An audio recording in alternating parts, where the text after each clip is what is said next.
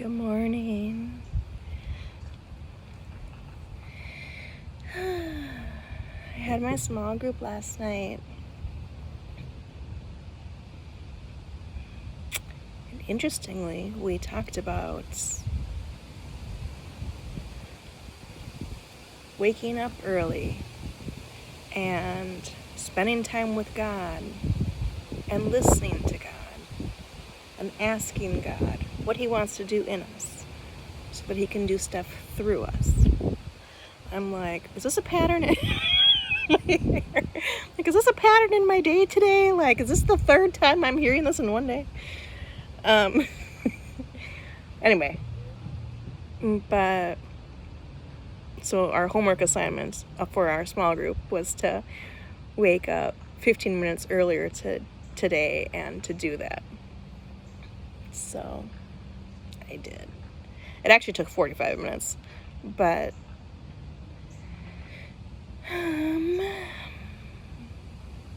then when I was kind of having that quiet time, although I hate that phrase, quiet time, I hate that term, but I was remembering about yesterday when I came home from my group, my daughter wanted to talk, because we kind of get in this habit of we sit in the living room and then we just chat, which is so interesting to me because I wasn't raised that way. I didn't hang out in the living room and talk to my mom ever. And nothing against my mom. I think it was just, my mom was raising 5 kids. I was the oldest of the 5. We all kind of, those of us who were older, we're just so independent. I think my son's coming out here. Or else that's the cat opening the door by itself. Anyway. Anyway, but with my daughter, because she doesn't have sisters, and she does have a brother, but he's older, and she doesn't even have, or she's getting more friends now, but she didn't for a long time have a solid friend group because she kept changing school districts, and then COVID hit. What is going on? Anyway, so I just have sort of, we just talk, we just hang out, and we chat, and we'll spend, a long time in the evening sometimes just talking. And she kind of wanted to do that last night when I got home, and granted, I had worked all day and then went to the grocery store, and then she had a can of soup and some frozen meal for dinner, and then I was rushing out to my group. So I didn't have a lot of time to parent her or take care of her yesterday. And granted, she's 14, and she's fine with it. But when I got home, then she wanted to talk, and I wanted to go straight to bed. I was tired. But she was asking, how was your day? And I was curious about hers. I was asking her, how's your day? My day's good. How's your day? And then she deflected right back at me again. She was asking more about me. And so then I just told her what was on my mind, was because I had just gotten home from the small group and we were talking about that topic of listening to God and asking God.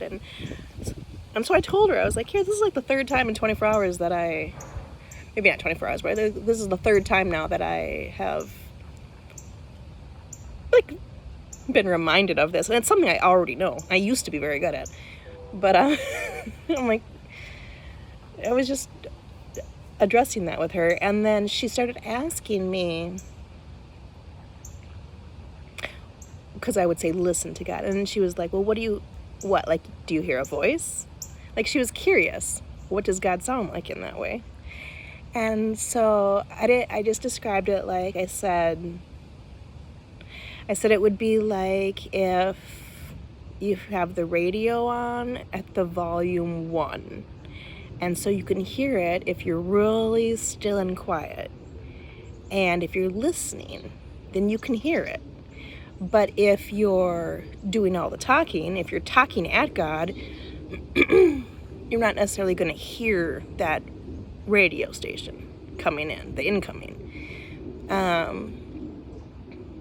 And so I said, you kind of have to just like stop and pause and be still and be quiet and just like silence your mind and not even be talking at God, right? But listen and asking and seeking, and just, I told her like tuning into that radio station at volume 1, and then I said, then maybe you might even just have a thought or think about things, and it might even feel like your own thought, but I'm like, that's in that state, like it's easier to like hear the voice of God. But it's not necessarily like a different voice, it's just you're focusing on receiving instead of on speaking. And she was like, okay. And I did emphasize for her the piece about, because she has been open to like accepting Jesus, or she like letting the Spirit in, but she's very opposed to baptism. And so then I was talking to her too. I said about how like in Christianity, they believe that the Holy Spirit is living inside you. So that's why it's so easy then to hear from God, because you're hearing from inside yourself. You're hearing from the Holy Spirit already in you. Which is why suddenly just a thought will pop into your head or whatever. Like that's what that is. And so I said, and people say that happens, because I'm no expert, maybe the experts are wrong. You never know. So I said, they say that with once you're baptized, then the Holy Spirit will come in. Just kind of planting that seed with her, like you could keep going, keep taking steps. Maybe be more open and receptive to being baptized instead of being so closed off to it. I think it's just a scary unknown for her. And then I had forgotten we had that whole conversation. Like it was just a part of the day, and I was coming home and we were talking about that kind of quick, and we didn't chat for a super long time, and it was bedtime, and I wanted her to go to bed and I needed to go to bed. Literally forgot we even had the conversation. And it wasn't until this morning when I was having my quiet time that I remembered that her and I had that conversation. I was like, I'm glad I remembered that. I feel like that's a conversation worthy of remembering. But in the busyness of life, I mean, I might have just easily forgotten it. So, but anyway, so then when I was asking God, I went back to asking God what I should read in the Bible. And it was like the very beginning of Lamentations. I was like, why are you having me read Lamentations? I really don't feel like I'm in a Lamentations place in my life. One time I was crying out to God, literally like where you're crying out in tears and you have no words and you're like, why, God, why? And I asked God, and I opened up the Bible, and it was Lamentations, this part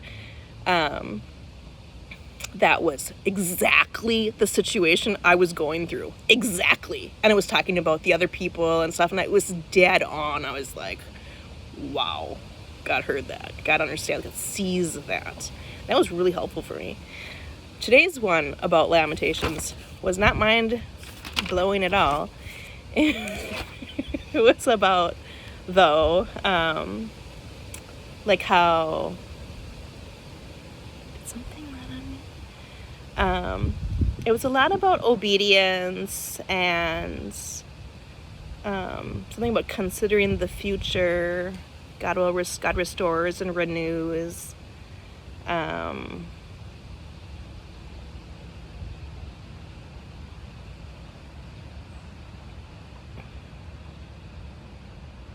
God weeps with us.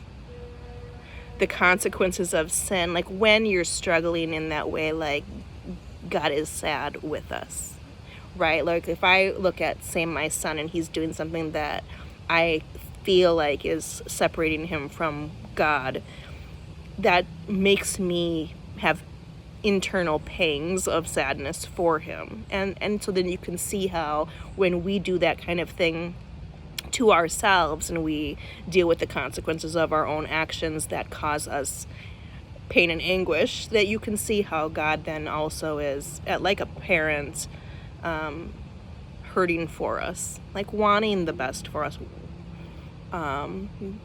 maybe wishing we didn't make those choices, right? But they're with us through the consequences of those behaviors and actions, and then again, in the end, helping with the healing and the restoration and the wholeness and stuff.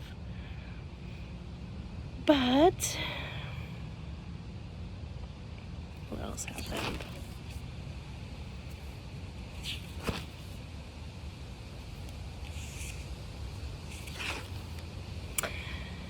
And there's people, since I'm on YouTube more than ever before in my life, all this stuff comes up that I am not normally exposed to.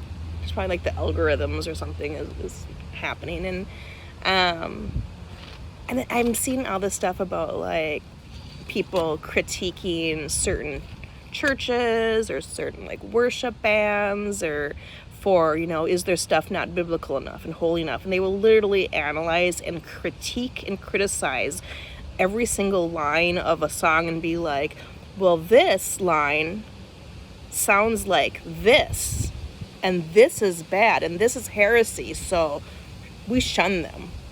And I'm like, again, people like this bother me. because that's your interpretation of what that line could maybe mean, and that one thing is bad, doesn't mean that's what that line is supposed to mean in the first place. And even if it did, like, why don't you focus on your own self and your own salvation, and leave these people who are churches and worship bands alone. If they're doing something wrong, God will handle that. If they need a judge, God will be their judge. Like, calm down about it, and don't point out the critique. Don't point out the negative. Don't point out the criticism. Like, that bothers me about, again, how critical people are, because it's almost like they're doing the, like, if I can find the flaw in that, then I'm right and I am righteous. But I think it's Craig Rochelle. He says, just because you're right doesn't mean you're righteous. And it's such a good point. Like, it would be more righteous, I would think, to not get bent out of shape about what's this other church doing, and what's that other church doing, and what happened here, and, is the song pure perfection or not in my own eyes? That's the kind of stuff about this Christian world that just gets under my skin. I'm just like, can you not be that judgy? So I might have to somehow get this lady's stuff out of my YouTube feed. Because every time I see it, I'm just like, ugh. But that's probably what people think when they watch my videos. But nobody's really watching my videos, so I mean, thank goodness. I think if people were there, I would be subject to those critiques. 100%. People would be like tearing me to shreds. Friendly reminder, these are for my children. If other people want to watch, that's awesome. And yet, these are for my children. So my children know their mother and my strengths and weaknesses, and good and bad. And luckily, so far, the internet world has not torn me to shreds. So anyway.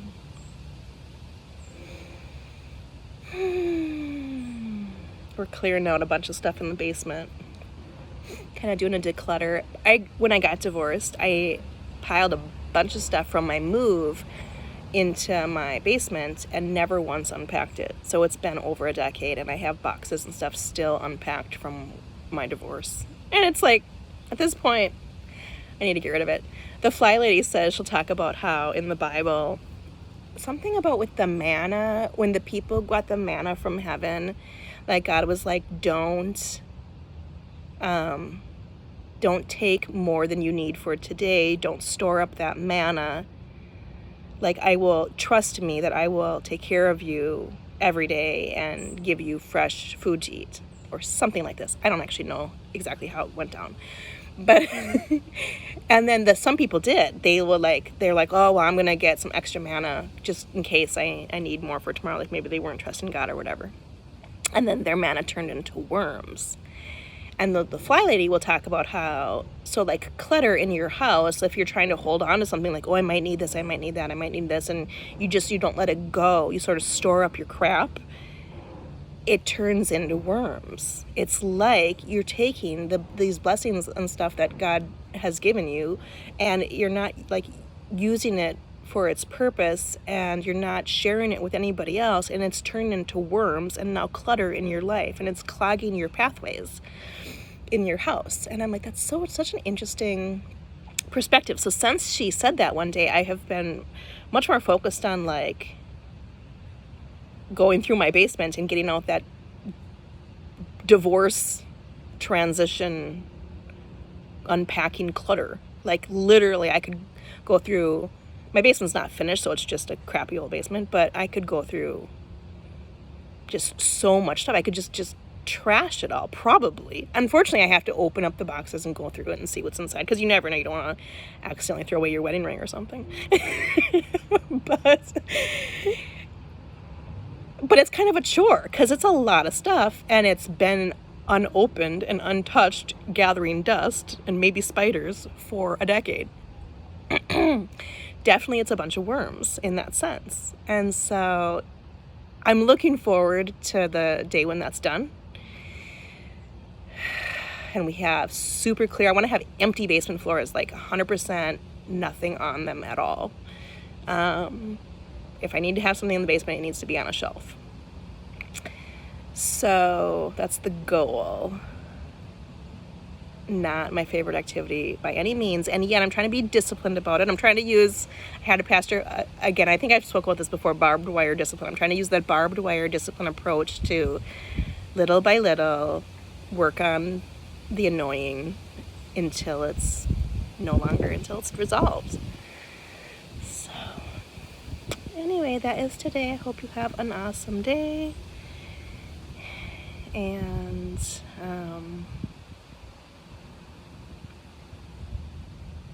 that is all I have to say. Bye.